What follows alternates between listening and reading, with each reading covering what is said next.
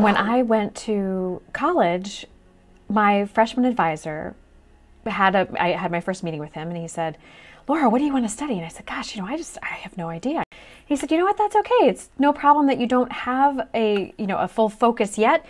The biggest thing that you need to keep in mind is that you need to take away three main skills from your time here in college. One is writing. Second is analytical, being able to analyze or having analytical skills, and having critical thinking skills." I said, "Super. Well, with those guidelines, I think I'll study philosophy." Yeah. Welcome to Titans of Transition, featuring real-life stories, anecdotes, and inspiration about pivotal career moments from leaders who have been there. Join host Joe Miller, former scientist and senior technology leader turned executive coach, as he unpacks transitional moments to help inspire change. Laura Sheehan, so happy to have you on Titans of Transition. Thanks, Joe. Really excited to be here.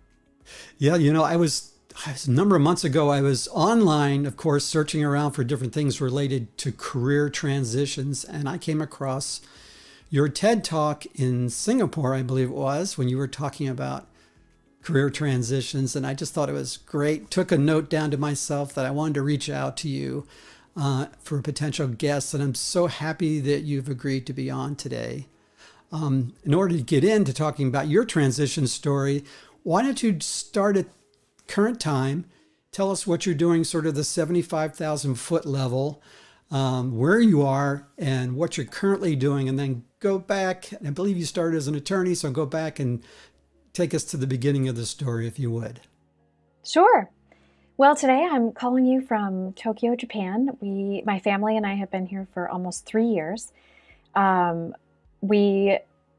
began, as you said, as a lawyer almost 20 years ago, and have had the great fortune of, through my husband's work, being able to travel the world and land in a different location every couple of years, which has led me to my current job, which is as a career coach and strategist. Wow, that's awesome. So, yeah. I've been to Tokyo once. It was probably 2002. And it was quite the experience, as I recall. A very interesting city. I really loved the tempura bar. Oh, yeah. I ate things that I refused to eat. I told my friends that I ate things that would make a billy goat puke because they were dipped in tempura batter. It's true. It makes everything better. Yeah, it really does. I was amazed at I think there was only one thing I wouldn't eat. I think it was, I don't know if it was squid or octopus or something. It was just weird. Why don't you talk to us a little bit about, first of all, how did you decide to go into law to begin with? Right. Well, I guess we all have our funny stories. My parents were very career-oriented and very logical in the steps that they took for their professional development. My father was a chemical engineer, my mother a nurse. And when I went to college, my freshman advisor I had my first meeting with him, and he said, "Laura, what do you want to study?" And I said, "Gosh, I have no idea. I know that I'm supposed to go to college and get this 4-year degree and figure things out while I'm here. But in terms of what I want to study, I really don't know." He said, "You know what? That's okay. It's no problem that you don't have a full focus yet. The biggest thing that you need to keep in mind is that you need to take away three main skills from your time here in college. One is writing. Second is analytical, being able to analyze or having analytical skills, and having critical thinking skills." I said, "Super. Well, with those guidelines, I think I'll study philosophy." Yeah. And so my parents said, "Okay, sure." But as I get closer to graduation time, they really tried to pin me down and say, "Well, now what? What are you going to do with this 4-year degree in philosophy? How are you going to take care of yourself and potentially your own family as you get older?" And the next logical step to me was law school, to build on that Socratic method of study and to find different ways, lucrative ways potentially, of being able to help people and also to help myself in my own career progression at that time. So off to law school I went. And you were in the DC, Virginia area? Is that where you were? Correct. Yep. I started off my legal career in the DC area and had the great opportunity to work for a wonderful law firm for those first few years out of law school. And then that first transition, Joe, which I think you're building up to, was that I got married and my husband is a US diplomat. Oh, boy. So his job took us overseas shortly after I graduated from law school. So, where did you go to first? What was the first country you went to? First was Tunis, Tunisia, Wow. which is North Africa, Yeah. in between Libya and Egypt. And it was, or pardon me, Libya and Algeria, in between Libya and Algeria. Beautiful, beautiful country, very tiny, very, very different from anything that I had experienced in my life up to that point. So that's a big shift. It was huge. It was a huge shift. No one spoke English, really. So my husband had learned Arabic. I took the time that we were in Tunis to attend a local university and learn as much Arabic as I could so that I could get around myself. And then we kept on going, stayed in the Middle East for, oh gosh, I can't even remember how many years. We were in Tunis, then Cairo, Egypt, then Riyadh, Saudi Arabia. Then my husband did a tour in a war zone in Iraq. And shortly after he returned, we moved to Damascus, Syria. We were there during the Arab Spring. Oh my goodness. So the kids and I left, and my husband stayed back until the embassy closed. And then a few years after returning from Syria, we moved to Tel Aviv, Israel, also during a war.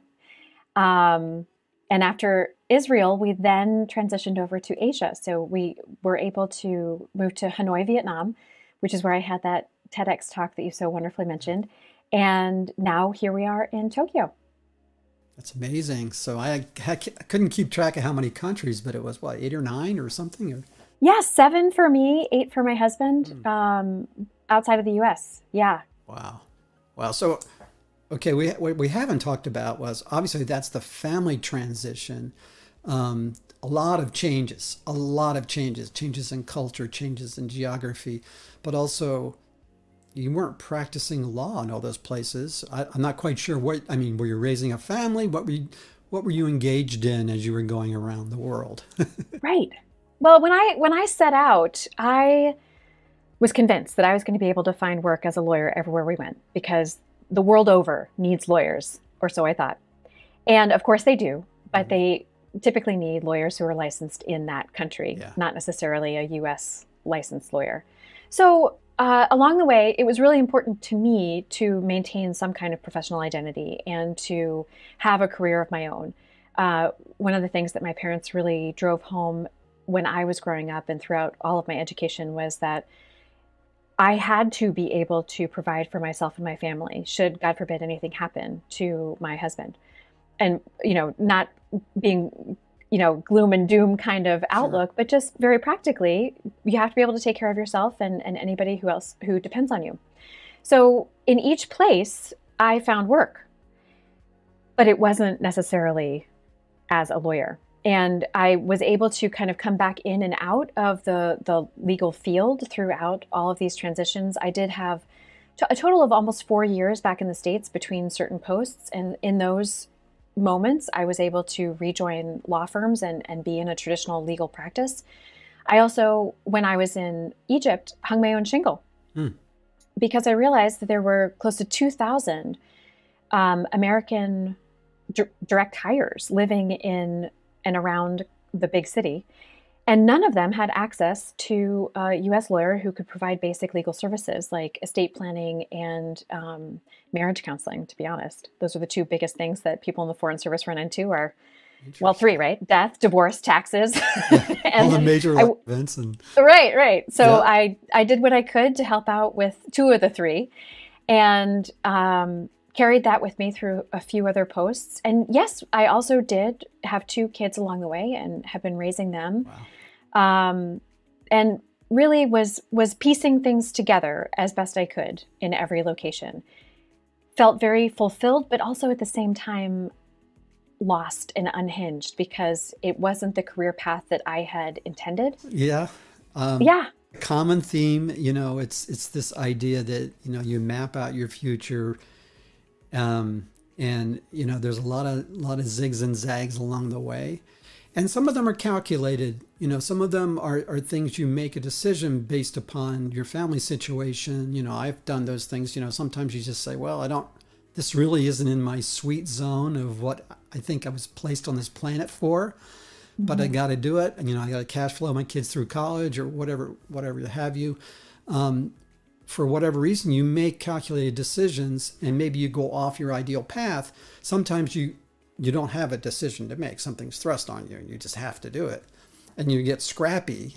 I thought of the word, you were very scrappy about the things you would do just because you needed to do them. But over time, and one of the reasons why I started this podcast is to help people kind of navigate this sort of, I'll call it this friction they feel, because they're doing something, but it seems like they're out of energy and they're not fulfilled, but they can't quite put their finger on it. They're so close to it, they can't really sense what's going on. And so that's part of what I do. I think that's probably part of what you do as well, is help people get in touch with those gifts that they were given, those natural strengths and abilities they were given.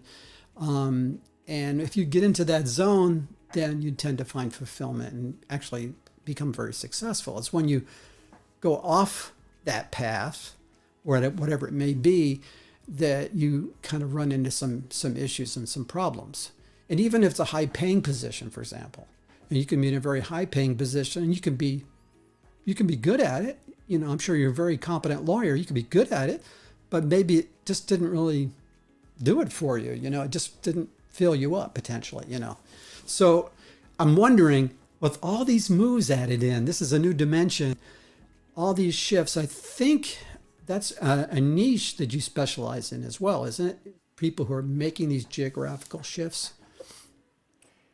Yeah, I think that one of the key concepts that I had to really learn, and now I'm able to help other people do, is exactly what you've touched on, and that is the concept of choice. That no matter what is going on in life, we have to remember that we do always have a choice about how we are responding to that situation and how we are maximizing the opportunities that present themselves in every different set of circumstances. And for the longest time, because as the spouse of a diplomat, or anyone really who moves around a lot, military, expats who, business people who are sent abroad for work, the spouses are typically called trailing spouses, right? That's the terminology that's used for somebody who comes along with them is someone who is trailing behind the person who has the overseas assignment or the orders for relocation. And that terminology in and of itself, I think, disempowers people and makes them feel like they don't have a choice and that they are essentially being dragged along. It's kind of like a caveman, image is really what comes into mind whenever I think about it. And what I help people to do now, which I had to go through myself, is the shift from this trailing spouse mentality to one of being an accompanying partner.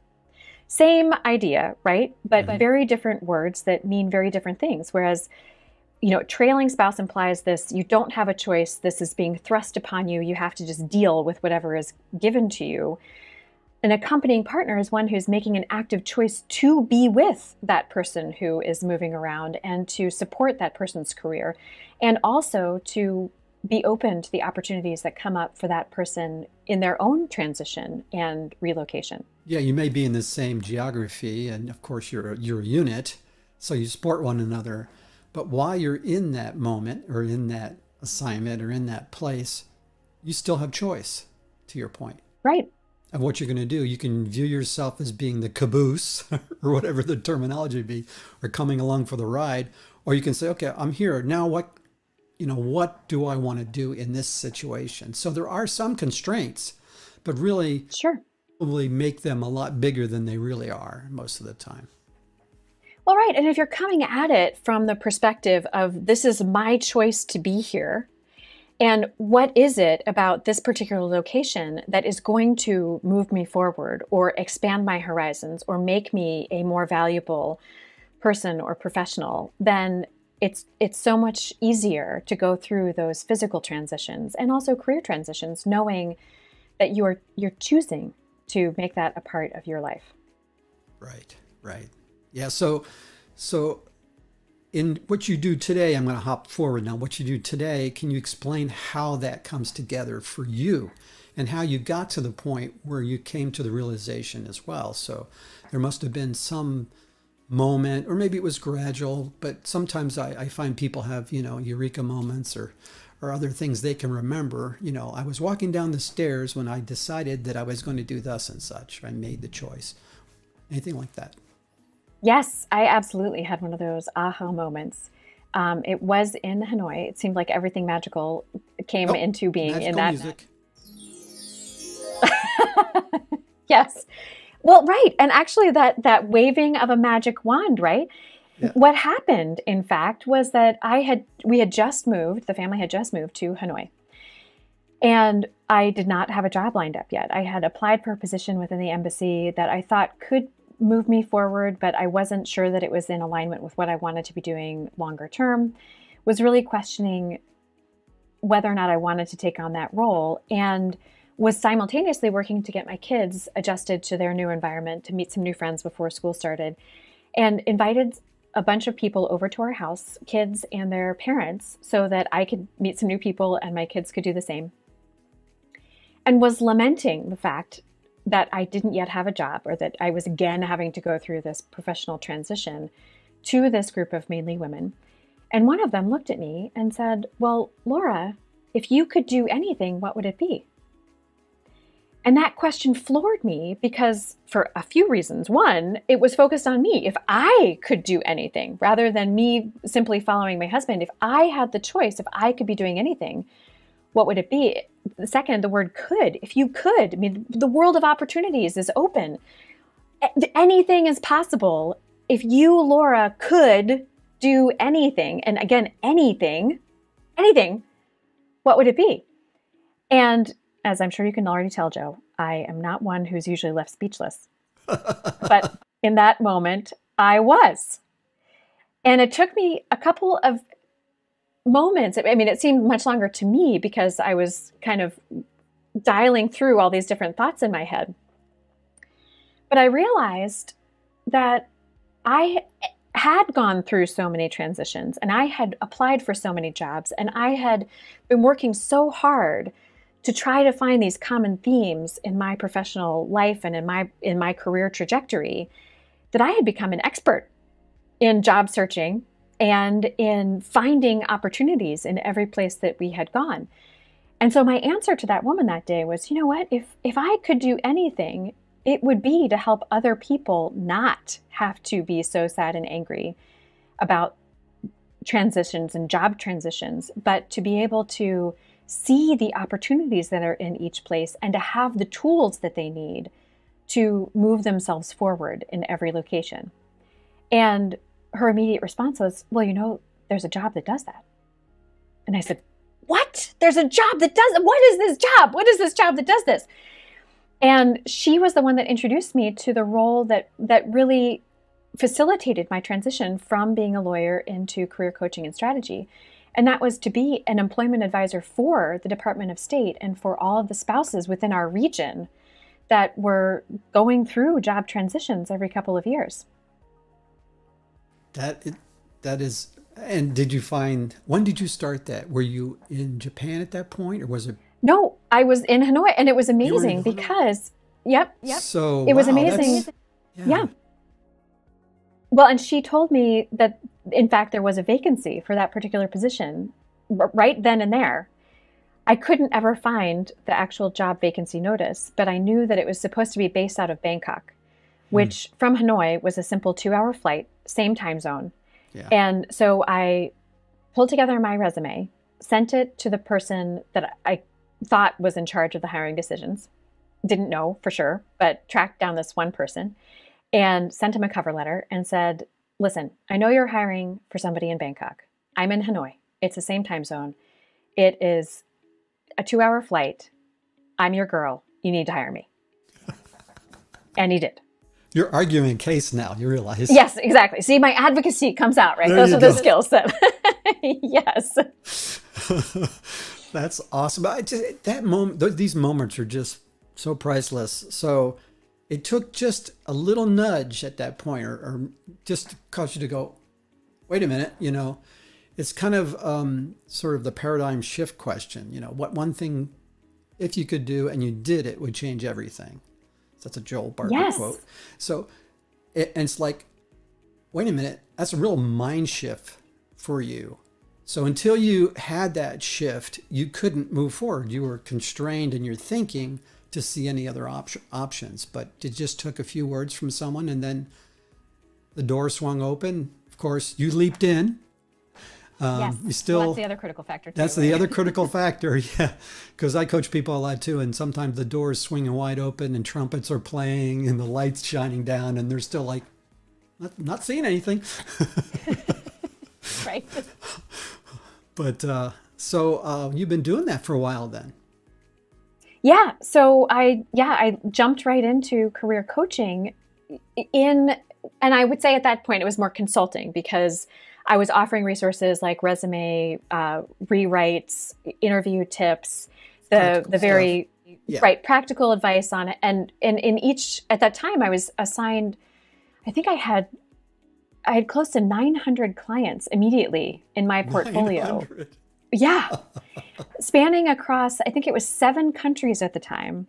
And this is all pre-COVID. So I was required to travel to all the different countries and visit in person, deliver seminars on job searches in each one of these countries. All of the countries had different job rules, restrictions, visa requirements, all the things. So I got up to speed really quickly, and also learned about the coaching industry and becoming a certified coach. Mm-hmm. So I also jumped into a coach certification program and got my certification in credentialing. So now I can both ask those powerful questions and also give the supporting tools that are needed to do an effective job search anywhere in the world, really. Seems like you need a large team with that kind of demand out there. You would think, yes. Yes. It was a challenge for sure. Yeah. So I'm curious, in thinking back, obviously there was this lesson you learned of being open to input from the outside, I would say, and being willing to make a shift and make a change, to respond to it, take a risk. Were there other lessons you learned through that situation that you can think of that you might be telling people that you coach or offer up to other people?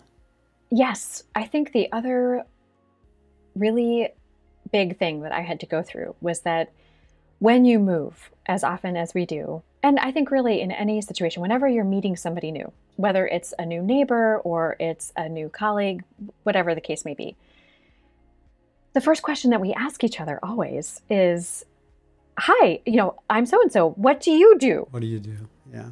Right?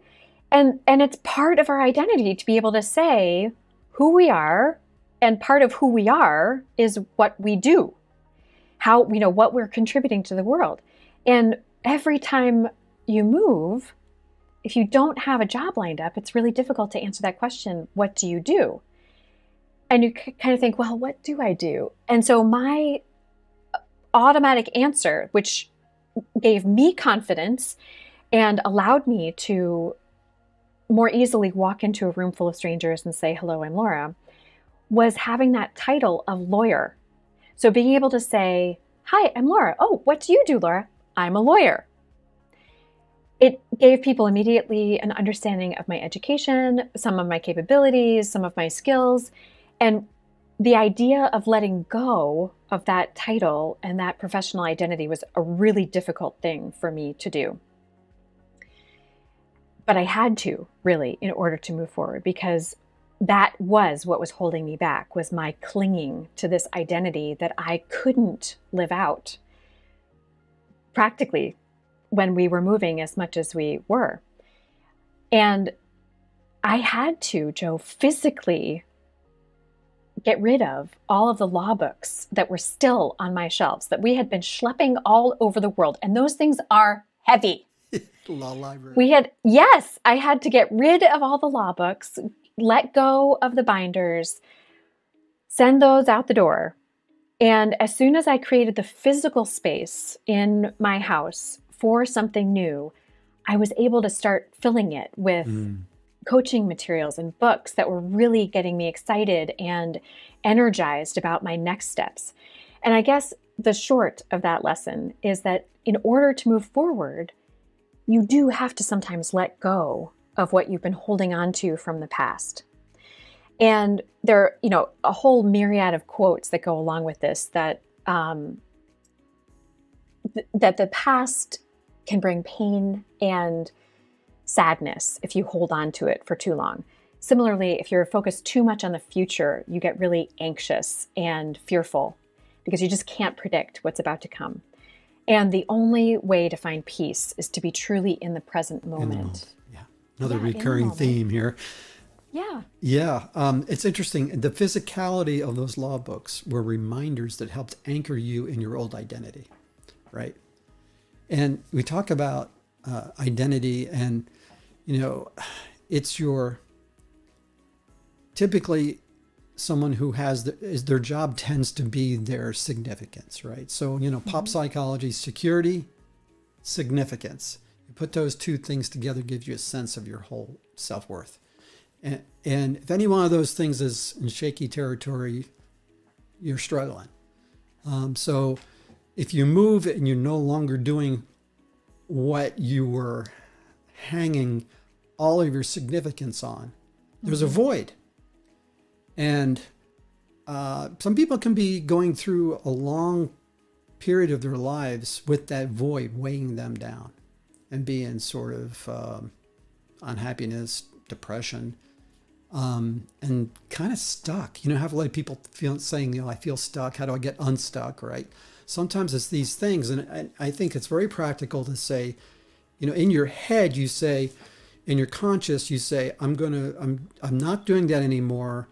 Let's say I'm not practicing law anymore. I am now doing this, but you still have all these physical reminders that every time your eye looks over here, or every time you walk in a room, you see that large wall full of your law library, all these little reminders, your pen, your notebook, your jewelry, everything ties you back to that old identity. And so I think it's a very practical thing to go through that sort of self-care clean out practice to prepare you to move forward. So that's great. Yeah. So that's pretty practical. It was great. It lifted a lot of weights, very literally and figuratively. Yes. I haven't been able to let go of the yellow legal paper, though. Oh, I love that stuff. Well, that's a tool. The other thing, too, people get too tied into what they had their degree in. I started out as a scientist, and I moved into IT management, into coaching. You get too tied into that. And I think underneath of these different careers, I'll go back to your gifting internally. What you were put here for, your purpose, those natural things that come easy. You're in the zone when you're using those gifts. They can apply to all different kinds of jobs, right? You talked about critical thinking skills, various different things can apply to any kind of job, right?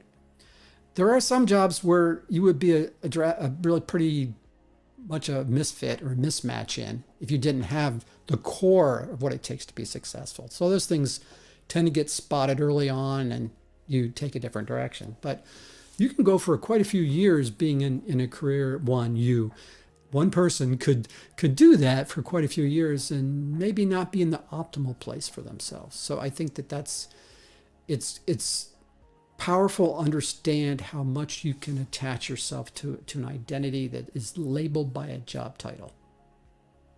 Right? Absolutely. Yeah. So curious right now today,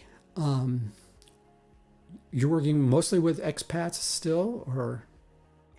Yeah, good question. It's really a mix. I've got my own consultancy now, so I have stepped away from the full focus on Department of State spouses and partners, and am now coaching, yes, a lot of expats and also a lot of people back in the States. It's mainly women that I have been working with, some men, but it's still mainly women, just as a generalization, that find themselves going through more career transitions. And it's all about empowering them to, again, own the choices that they've made in life. One of the biggest choices being to step away from their career for a few years to raise a family. That's a really big thing that still mainly women are the ones that choose to stay at home. And then the idea of re-entering the workforce or finding a way to maintain their own sense of self and their own accomplishment of their personal life goals. What are they meant to do here on this earth beyond being a parent? And then it's also people who are making a career transition because they're moving, so the expat community, and also people who are making a career transition because they have to. This COVID time, oh my goodness, has really forced a lot of career transition. Yeah. And that population of my client base is definitely much more of a mix of men and women that are, because of corporate restructuring, having to really rethink how they can move forward. Complete industries that are no longer operating in the same way that they were. The travel and tourism industry being one huge one, as an example. And pivoting and finding ways to take all of the experiences that they've had and find a new way to put them together and move forward. Yeah, yeah. I'm just kind of curious, if you were to wind the clock back and you would meet yourself in your early 20s, based upon everything you've been through, what would you say to yourself? That's an interesting one too, Joe, because it's not an easy question to answer sometimes. Yeah.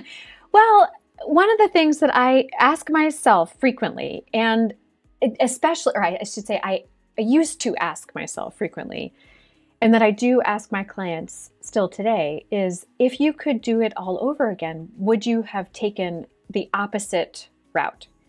So for me, I used to ask myself, well, if I had stayed at that law firm, by today, I most certainly, I would think, have been a partner in the law firm. I would have progressed up that linear ladder and would be making a ton of money, would have really established myself in that community as an expert in whatever area of law I had been practicing over the last, it's been 20 years since I graduated from law school. Mm-hmm. So over those 2 decades, but I would have been working crazy hours. Yeah. I would have had a stress level that was beyond what I really wanted to be a part of my life. And so looking at the opposite way that my life could have progressed if it had been as predictable and had followed the course that I had thought was going to play out when I was in my 20s, no, I don't think I would have wanted that life. And with that answer then, if I were to go back to my 20-something-year-old self about to set out on these international adventures, I don't think that I would give away what was about to happen and the struggles that I was going to have to endure. I think I'd say, listen, you need to know that every step that you are taking, as hard as it may be at that moment, is going to lead you to where you are supposed to be and give you the experiences and skills that you need to fully contribute your full self to this world. Because, Joe, if I hadn't gone through everything that I had gone through, I wouldn't be able to do this job today. And I am absolutely 110% convinced that this is what I was meant to do with my life. Just listening to you and getting to know you better, I have some observations about you. I think you probably are a great speaker, not just because of the one TED Talk I have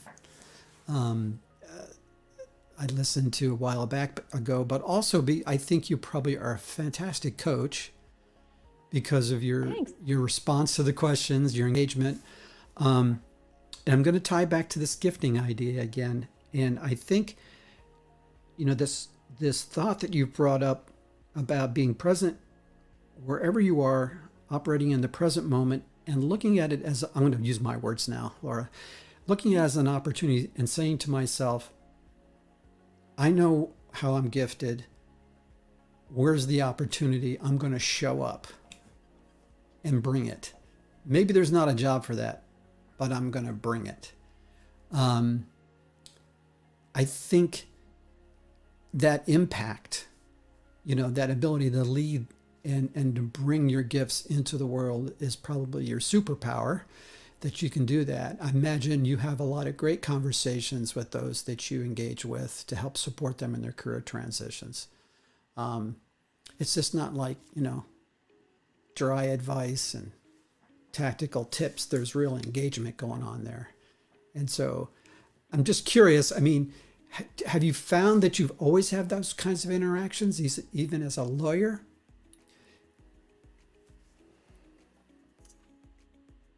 I think that I have learned that one of my favorite things in this life is to hear other people's stories, to learn about how they have come to be here, both in this actual location and where they are in their lives. Because if you had come to me as my 13-year-old self in small town Ohio and said that I would have this kind of life, I would have laughed you right out of the room and said, I am so sorry. I really think you are completely confused with someone else. There's no way that that is going to be my life. And you find that with everyone. Like, really, that I cannot think of one person where they set out when they were a teen or in their early 20s and said, yes, this is how my life is going to play out. And that's how it happened. It just doesn't, right. It isn't that way. So I really do love hearing people's stories. And I do think that one of the gifts that I have been so wonderfully granted is to be able to help people pull those common threads, those themes out of all of these different pieces of their lives. And for me and for the group of people that moves around as much as we do, or anyone really who has gone through multiple transitions, big transitions in their life, you feel as though the segments of your life are completely unrelated and that they don't fit together. But if you take the time to really look at each one of those segments and what was similar or what was holding it together, right, those golden threads really do start to pop out. Yep. Yeah. And I like to think it's almost like transforming from this feeling of it being a jumbled mess or an ugly patchwork of experiences to this tapestry that we are all weaving over time, each one different and completely unique, and one that you can't really see the full picture of until you take that step back. Yeah, and I think that branded golden thread going through the years is really your identity. You know? It is. And that thread can be woven through a legal robe. It could be woven through, medical. It can be anything. But that's who you are. It's not so much the label. And I think finding the golden thread tends to be masked by the conditioning we have growing up. What are you going to be when you grow up? Or, you have these, defined buckets of things you become. You become a lawyer, you become a scientist, you become a doctor, whatever it may be. You become a teacher. Very important these days. Always important. But yes. if it doesn't fit into one of those things, then we can't connect with it too well because we're conditioned to think I have to fit into these little buckets, right? And so kind of going back to what you were saying before, moving, I'll use sort of a world type phrase, moving house, UK, moving house to a different country, different culture, there may not be that bucket available. It's not on the board. You can't do it. There's no, you know what I'm saying? And so that tends to leave people with a gap unless they have someone to come alongside like yourself to help tease out and identify what those golden threads are and to encourage a person to look at that and do some exploration around that. And the other thing I would say too, a little different, is that part of what I get from you is, you said it, you like listening to stories, but a coach has to be deeply curious. and listen very, very deeply to what people say, because we tend to just operate at the surface level all the time. And I think that we get used to hearing ourselves tell our own stories. We reinforce the same story and it reinforces our patterns. Some of them are patterns that have kept us trapped. And so I think it really helps to be able to explore that. So two things: being able to tease out those golden threads, being able to then encourage and have deep curiosity to surface them up, I think is really a powerful thing to have in your toolbox. It is. And Joe, one of the skills too that really takes a lot of work, that really being present in the moment and to the person that is in front of you, because this, you know, the idea that multitasking is a strength. It's a lie. You know, it really No is. such thing as multitasking, actually. Right. Because then you're not doing anything well. No. And it's taken me years to figure out how to turn off all of the thoughts that are going on in my own head and quiet it all down to really fully focus on and listen to the person who's in front of me. These things, Oh, yeah. you know, I read somewhere that attention span down now on like social platforms is down to 2 or 3 seconds. So if you don't get a pause in 2 or 3 seconds, they don't monetize. People are just scrolling, you know. And if you think about that bombardment, you know, there are some practical things too. You mean, just like you're talking about removing all the visual cues, getting your law books out, clearing things out to help you not be anchored in the past. We need to, in order to be in the present moment, we have to shut all that off as well. Mm-hmm. Yeah. It's hard. It is really very difficult. Well, listen, any final closing thoughts of things that you find yourself telling a lot of your clients around this whole issue of career transitions, how to navigate that and how to sense what moves to make? Any final thoughts?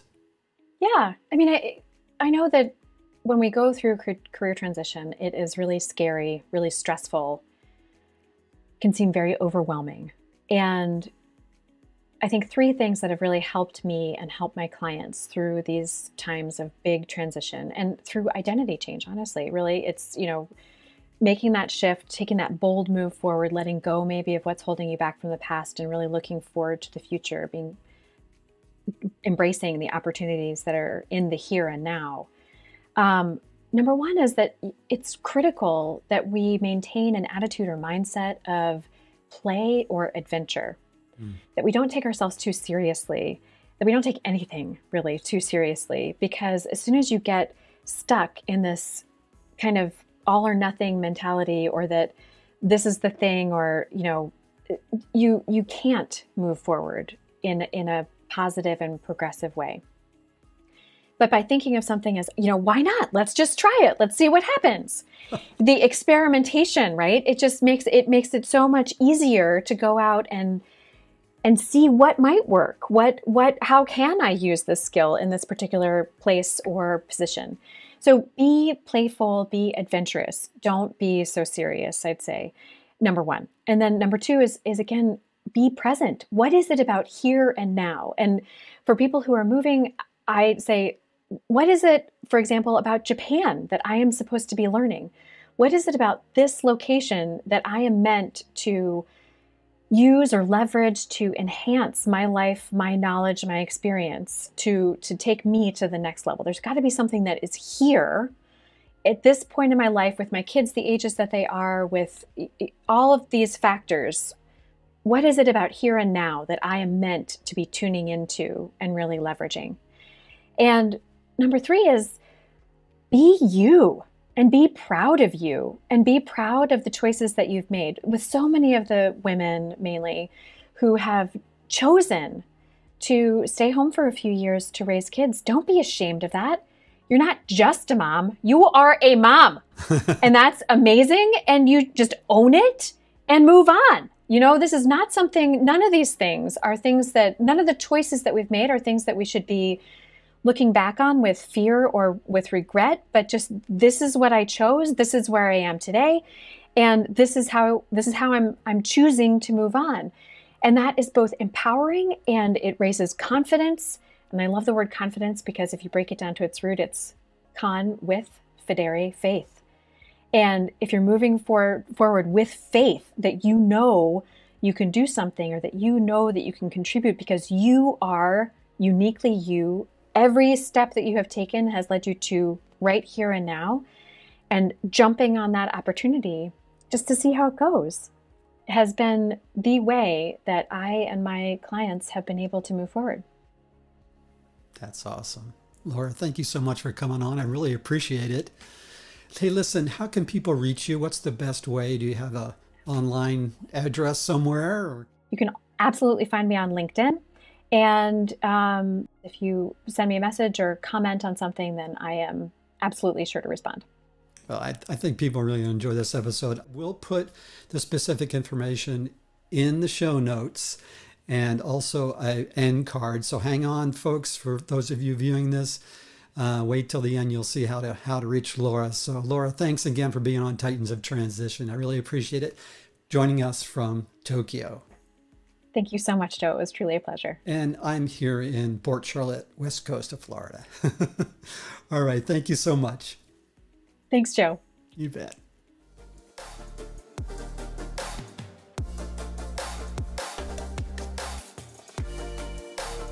Hey, thanks for joining me today on Titans of Transition. I hope you enjoyed the episode. Please check the show notes for additional information. Also, please like and subscribe to this channel.